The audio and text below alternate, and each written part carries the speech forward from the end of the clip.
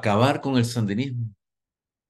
El objetivo de la lucha que nosotros, los nicaragüenses libres, apoyamos, la lucha por un sistema liberal democrático, es incompatible con la mentalidad de acabar con ninguna manera de pensar o sentir, con ninguna simpatía o pensamiento o con ninguna filosofía política. Hay que tener mucho cuidado con perpetuar el molde del pensamiento autoritario, por más justificados que sean los rencores y resentimientos que la opresión prolongada y cruel cultivan.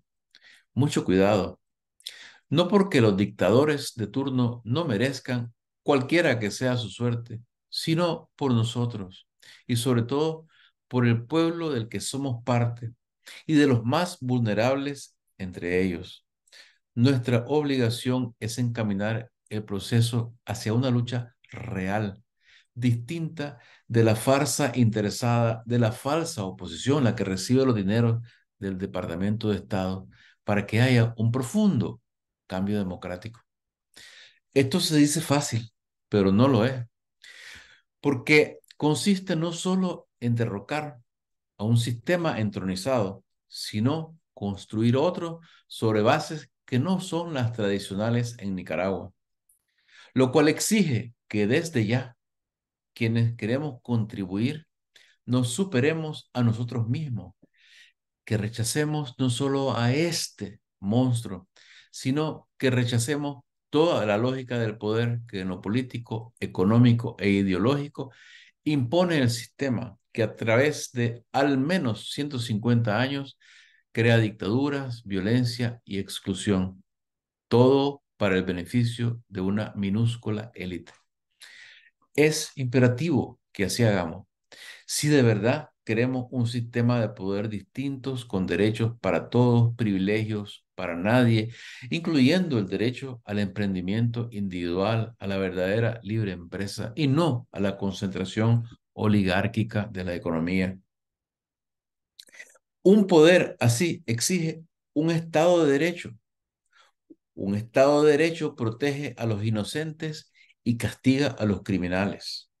Y para lograrlo, ningún Estado de Derecho digno de su nombre en un país libre y civilizado condena a nadie por pensar cómo se le antoje.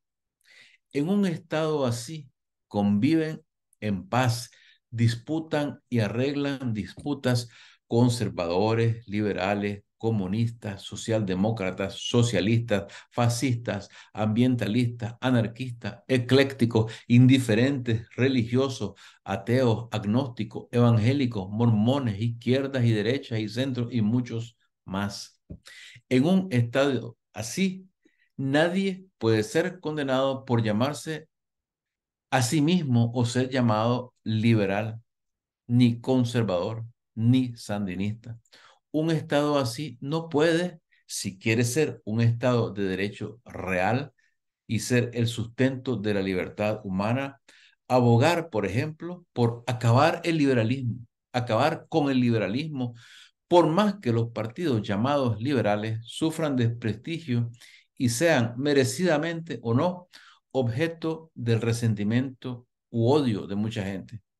Quien se sienta liberal o conociendo la doctrina liberal la crea, está en su derecho, aunque en nombre del liberalismo se haya ejercido opresión y se hayan cometido crímenes.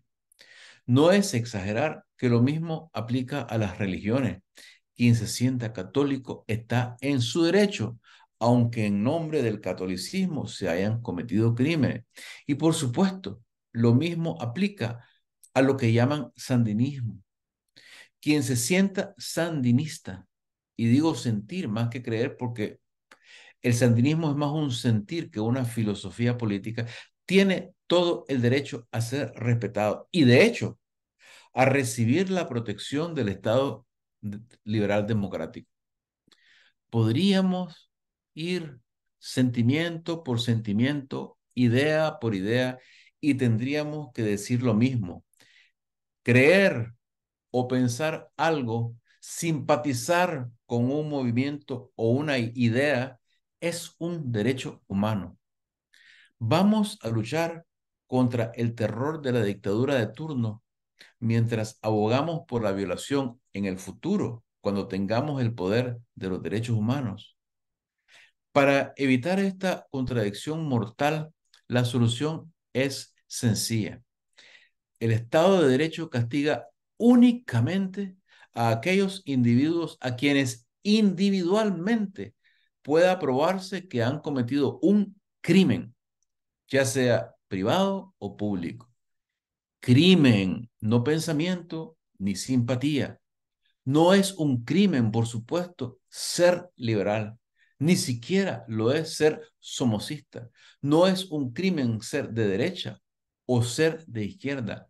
No es un crimen ser sandinista. En cualquiera de estos casos, la pregunta no es si la persona es o no liberal, somocista o sandinista. La pregunta es si cometió un crimen público o privado. Si, por ejemplo, abusó de su poder, si lo tuvo, y violó los derechos de otros. Así de simple. Lo irónico de todo esto es que condenar a alguien por ser sandinista e incitar a acabar con los sandinistas es contrario a la filosofía y práctica de cualquier sistema liberal democrático.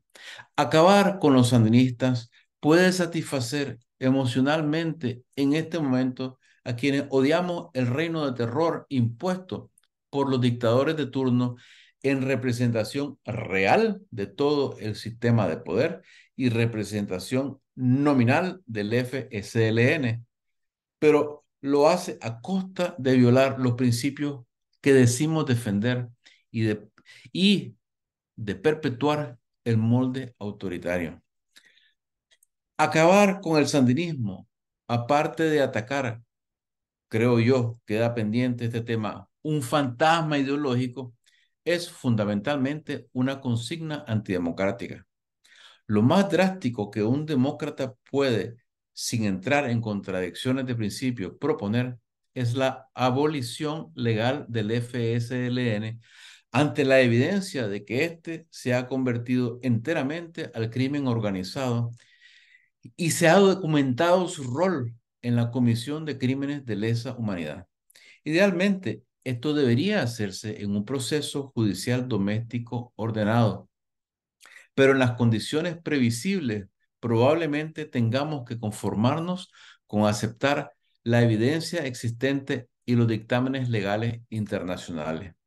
En todo caso, el FSLN está al margen de la legalidad internacional, cuyo pilar fundamental es el de los derechos, de los valores construidos alrededor de la Declaración de Derechos del Hombre. Pero hay una distancia muy grande y muy peligrosa entre hay que abolir legalmente al FSLN y hay que acabar con los sandinistas. La primera frase he tratado de explicar es coherente con el espíritu liberal democrático.